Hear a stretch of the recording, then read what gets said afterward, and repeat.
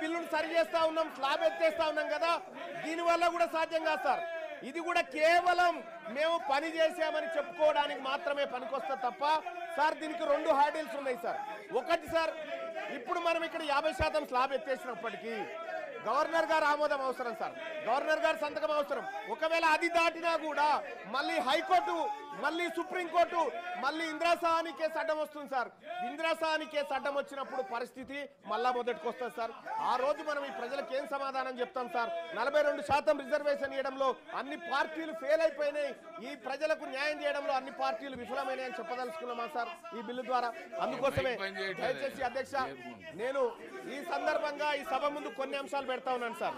ఈ రాష్ట్ర ప్రభుత్వం ముందు పెడతా ఉన్నా, గౌరవ ఆ శాఖ మంత్రివర్యులను కోరుతా ఉన్నా, మీరు 42% రిజర్వేషన్లకు అడ్డంకులు స్పష్టంగా మాకు కనిపిస్తా ఉన్నాయి. ఆ అడ్డంకుల విషయంలో మేము మిమ్మల్ని తప్పు పట్టట్లేదు, అడ్డంకులు అందరికీ ఉన్నాయి. కానీ మీరు ఇవ్వడానికి మీ చేతిలో ఉన్నటువంటి అంశాలు అనేకం ఉన్నాయి. ఇక్కడ మీ చేతిలో ఉన్నటువంటి అంశాలు అనేకం ఉన్నాయి. బీసీ సప్లాన్ తీసుకురావడానికి సుప్రీంకోర్టుతో పంచాయతీ లేదు, మనకి కేంద్రంతో పంచాయతీ లేదు. కాబట్టి బీసీ సప్లాన్ విషయంలోనైనా మీరు చర్యలు తీసుకోండి. బీసీలకు కామారెడ్డి డిక్లరేషన్ ప్రకారం ప్లీజ్, ఒకవేళ కాళేశ్వరం విషయంలో మన హౌదులో కూడా చర్చ కావాలన్నప్పుడు నేను తప్పనిసరిగా ప్రభుత్వంతో మాట్లాడతాను, నెక్స్ట్ సెషన్ లో పెట్టమని చెప్తాను. సార్ ఇక్కడ సార్ బీసీ సప్లాన్ విషయంలో సార్ ఈ రాష్ట్ర ప్రభుత్వం తక్షణ నిర్ణయం తీసుకోవచ్చు సార్. చేయదలుచుకుంటే బీసీ సప్లాన్ ప్రతి ఏడాది 20,000 కోట్ల రూపాయలు బీసీల సంక్షేమానికి ఖర్చు పెడతామని కామారెడ్డి డిక్లరేషన్ లో కాంగ్రెస్ పార్టీ చెప్పింది సార్. 5 ఏళ్ల కాలంలో 1,00,000 కోట్లు బీసీల సంక్షేమానికి ఖర్చు పెడతామని చెప్పినటువంటి కాంగ్రెస్ పార్టీ 2 బడ్జెట్లలో కలిపి కనీసం 20,000 కోట్లను కూడా బడ్జెట్ లో కేటాయించలేకపోయింది సార్. ఇక్కడ వివక్ష కనిపిస్తా ఉంది సార్. ఇది జయంగా కాంగ్రెస్ పార్టీని అడ్డుకోవడానికి ఏ శక్తి లేదు సార్. మేమందరం సపోర్ట్ చేస్తాం సార్ ఈ విషయంలో. అలాగే సార్ ఇంకా ఎంబీసీ కులాలకు సంబంధించినటువంటి సంక్షేమ విషయంలో కూడా ఉన్నత విద్య కోసం 10 లక్షల రూపాయలు పూచీకత్తు లేని వడ్డీలు రుణాలు ఇప్పిస్తామని కాంగ్రెస్ పార్టీ హామీ ఇచ్చింది సార్. ఈ విషయంలో కూడా కాంగ్రెస్ పార్టీ ఏ విధంగా కూడా చిత్తశుద్ధితో పనిచేస్తున్నట్టు కనిపించట్లేదు సార్. అలాగే సార్ అన్ని జిల్లా కేంద్రాల్లో 50 కోట్లతో convention hall, press club, study circle, library, క్యాంటీన్లతో ఉన్న ప్రొఫెసర్ జయశంకర్ బీసీ ఐక్యతా భవనాలు కట్టిస్తామని చెప్పారు సార్. అక్కడ కూడా సార్ వీటిలో ఎక్కడ కూడా ముందడుగు పడలేదు సార్. ఎక్కడైతే హార్డీలు ఉందో అక్కడ పైన ఫోకస్ చేస్తూ ఉంది రాష్ట్ర ప్రభుత్వం. కానీ చేయాల్సిన పనుల విషయంలో మాత్రం కొంత నిర్లక్ష్యంగా ఉండడం బాధాకరమైనటువంటి అంశం సార్. ఇంకొకటి సార్, 3 లక్షల కంటే తక్కువ వార్షిక ఆదాయం గల బీసీ కుటుంబాల యువతకు ర్యాంకుతో సంబంధం లేకుండా మొత్తం ఫీజు రియంబర్స్మెంట్ ఇస్తున్నారు సార్. ఇవాళ ఫీజు రియంబర్స్మెంట్ బకాయిలు విపరీతంగా అక్కడ పడి ఉన్నాయి సార్. ఆ ఫీజు రియంబర్స్మెంట్ బకాయిలు ఇస్తే తప్ప బీసీలు టీసీలు కానీ లేకపోతే వాళ్ళ సర్టిఫికెట్లు కాలేజ్ యాజమాన్యాలు ఇవ్వలేని పరిస్థితి ఉంది సార్.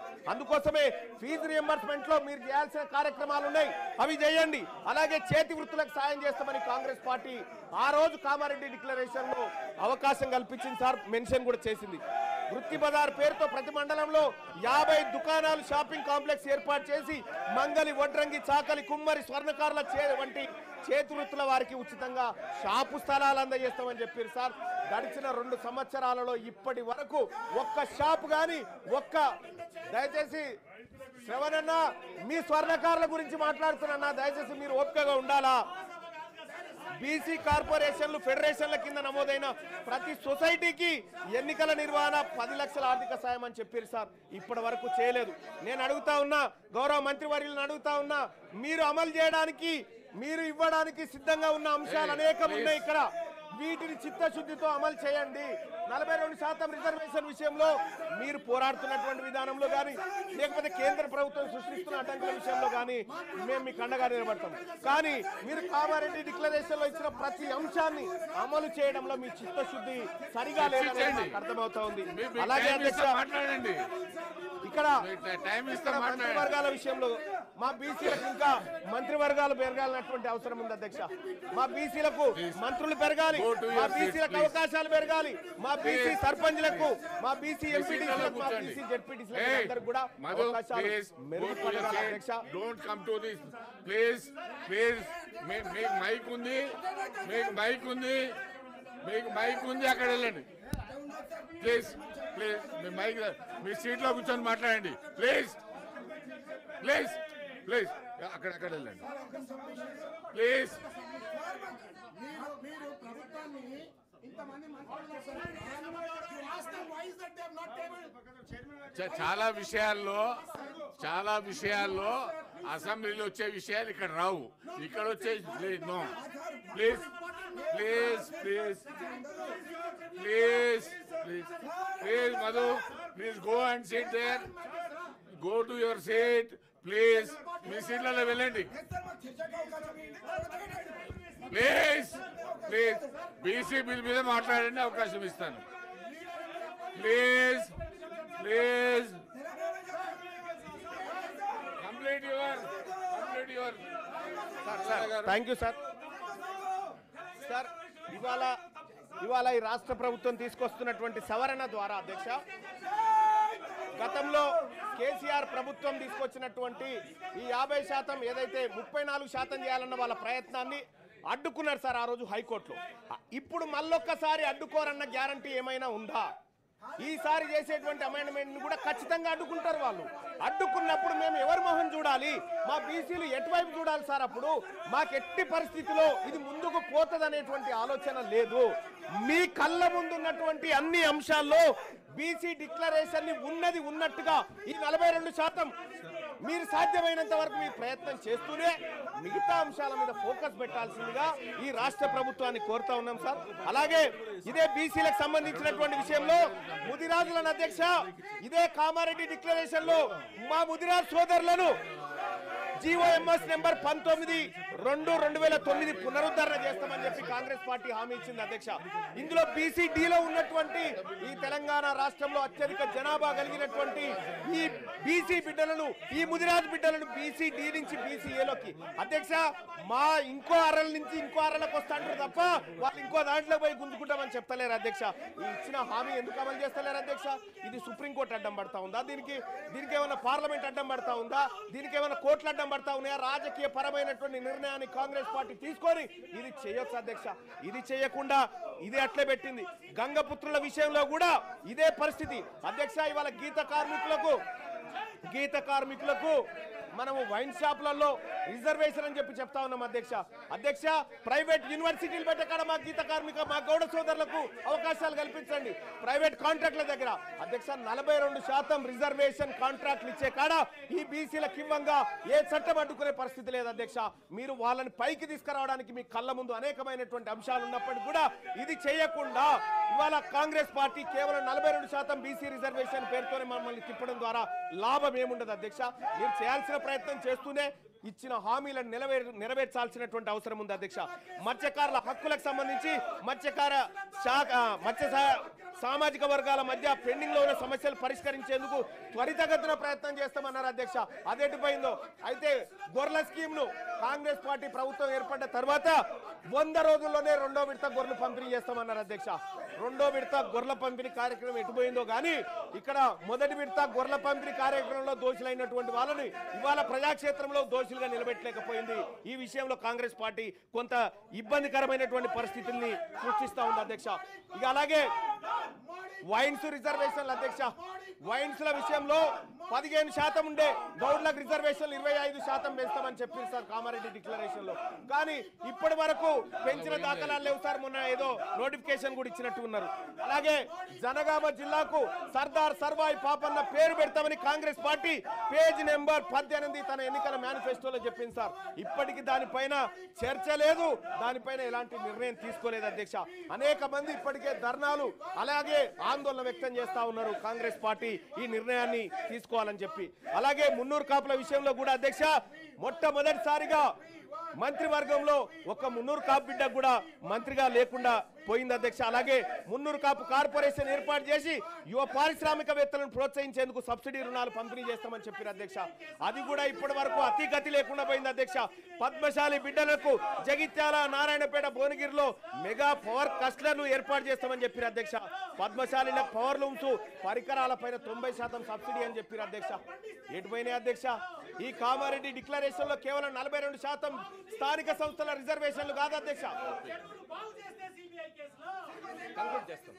సార్ ఇక్కడ 42% రిజర్వేషనే కాదు అధ్యక్ష, అనేకమైనటువంటి అంశాలు ఈ బీసీ డిక్లరేషన్ లో ఉన్నాయి. కేవలం 42% రిజర్వేషన్ అనే కాదు, మీరు చేయగలిగినటువంటి అన్ని ఉన్నాయి ఇందులో. మరీ ముఖ్యంగా అధ్యక్ష, విశ్వకర్మలకు సంబంధించినటువంటి అధ్యక్ష, మంగలి, స్వర్ణకారులు, కమ్మరి, వడ్రంగులు, కుమ్మరులను 90% సబ్సిడీతో టూల్ కిట్లు ఇస్తామని చెప్పారు అధ్యక్ష. ఆ కార్యక్రమం చేయడంగా ఎవరు అడ్డుకుంటారు అధ్యక్ష? అక్కడ ఏం పార్లమెంట్ ఏం వద్దంటలేదు, సుప్రీంకోర్టులు ఏం అడ్డుకుంటలేవు అధ్యక్ష. పట్టణ ప్రాంతాల్లో షాపుల ఏర్పాటు భూమి కేటాయిస్తామని చెప్పారు అధ్యక్ష. ఆ భూమి కూడా ఇప్పటిదాకా దాని మీద పరిశీలన కాదు కదా, కనీసం పట్టించుకున్న పాపాన పోలేదు అధ్యక్ష. మా రజక సోదరులకు, రజక యువతకు పట్టణాల్లో ల్యాండ్ రోమెంట్స్ ఏర్పాటు చేసేందుకు 10 లక్షలు ఇస్తామని చెప్పారు అధ్యక్ష. తక్షణమే ఈ ప్రభుత్వం ఇవన్నీ చేపట్టాలని డిమాండ్ చేస్తా ఉన్నాం అధ్యక్ష. అలాగే రాష్ట్ర వ్యాప్తంగా దోబిఘాట్లు ఆధునీకరణ కోసం ప్రతి జిల్లాకు 10 కోట్లు కేటాయిస్తామని చెప్పారు అధ్యక్ష. అధ్యక్ష, నేను ఈ సభ ద్వారా ఈ తెలంగాణ రాష్ట్రంలో ఉన్నటువంటి బీసీ బిడ్డల తరఫున మాట్లాడుతా ఉన్నా అధ్యక్ష. కాంగ్రెస్ పార్టీ చేయడానికి ఎలాంటి అడ్డంకి లేనటువంటి అంశాలు ఈ మేనిఫెస్టోలో చాలా ఉన్నాయి. వీటిని నెరవేర్చాల్సిందిగా ఇక్కడ ఉన్నటువంటి రాష్ట్ర ప్రభుత్వాన్ని డిమాండ్ చేస్తా ఉన్నా. మా ఆకలి, మా బాధ, మా గోస ఈ సభ ముందు పెట్టుకునేటువంటి సందర్భంలో ఈ రాష్ట్ర ప్రభుత్వం నుంచి మేము ఎక్స్పెక్ట్ చేస్తుంది అధ్యక్ష, కేవలం 42% మాత్రమే అడ్డంకి ఉంది. మీరు ఇంప్లిమెంట్ చేయడానికి ఏ అంశానికి కూడా అడ్డంకులు లేవు. వీటిని అమలు చేయండి. ఇక్కడ 1,00,000 కోట్ల బడ్జెట్ పెట్టడానికి సార్, 20,000 కోట్లు ప్రతి ఏడాది బడ్జెట్ పెట్టడానికి ఎవరైనా అడ్డంకి ఉన్నారా? దీనికి మీరు పెట్టండి. బీసీలకు సంబంధించి రిజర్వేషన్ దయచేసి 42% రిజర్వేషన్ల విషయంలో అధ్యక్ష ఇవాళ గవర్నర్ గారు ఆమోదించాలి సార్, గవర్నర్ గారు సమ్మతించాలి. లేకపోతే మొన్న గతంలో సార్ ఇదే ఆనరబుల్ హైకోర్టులో గతంలో కేసీఆర్ గారు 34% రిజర్వేషన్ అన్నప్పుడు ఇగో అగ్రవర్ణాల వాళ్ళు హైకోర్టులో కేసేసి దీన్ని ఆపిరు సార్. ఇలా మళ్ళా ఇంకొక ఆయన పుట్టడానికి గ్యారంటీ ఏంది? ఇలా మళ్ళీ దాన్ని అడ్డుకోవడానికి గ్యారంటీ అధ్యక్ష, ఈ మా బీసీల విషయము మాట్లాడుకునే సందర్భంలో బీఆర్ఎస్ పార్టీ ఈ రకంగా అరాచకం చేయడం, ఈ రకంగా దాన్ని అడ్డుకోవడం, సభను డిస్టర్బ్ చేయడం, ఇది బాధాకరం సార్. ఇది అత్యంత బాధాకరం. ఇది బీసీలకు సంబంధించినటువంటి అంశం సార్. ఇక్కడ బీసీలకు సంబంధించినటువంటి అంశం చర్చకు వచ్చినప్పుడు బీఆర్ఎస్ పార్టీ చిత్తశుద్ధితో వీళ్ళకి 70 సంవత్సరాలుగా అన్యాయం జరుగుతుందని వచ్చి కూర్చొని మా బాధ వినాలి సార్, మా బాధ వినాలి సార్, మా ఆవేదన వినాలి.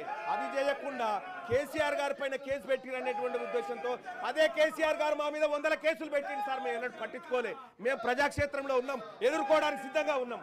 కానీ ఈ రకమైనటువంటి వాదనకు దిగడం, బీసీలకు సంబంధించినటువంటి అంశం చర్చకు వచ్చినప్పుడు ఇది దుర్మార్గమైనటువంటి ఈ చర్య సార్. దీన్ని ఎట్టి పరిస్థితుల్లో బీసీ సమాజం ఉపేక్షించదంతే తమ ద్వారా తెలియజేస్తున్నాను అధ్యక్ష. బీసీ మంత్రి గారు. అధ్యక్ష వీళ్ళ వైఖరి చూస్తుంటే కడుపులో కత్తలు పెట్టుకొని అలుముకున్నట్టు ఉన్నది. మీ సిబిఐ కేసు గురించి మీరు అనేక సందర్భాల్లో మాట్లాడచ్చు. అవినీతి ఆరోపణలు ఎదుర్కొంటే విచారణకు కూడా సిద్ధంగా లేని మీ మానసిక విధానం చూస్తుంటే ఇవాళ చాలా జాలి కలుగుతా ఉంది. ఇవాళ 42% రిజర్వేషన్లకు బేసిక్ గా టీఆర్ఎస్ పార్టీ ఫ్యూడలిస్టిక్ పార్టీ వ్యతిరేకంగా ఉంది కాబట్టి ఇవాళ రిజర్వేషన్ల అంశం ఇక్కడ దానికి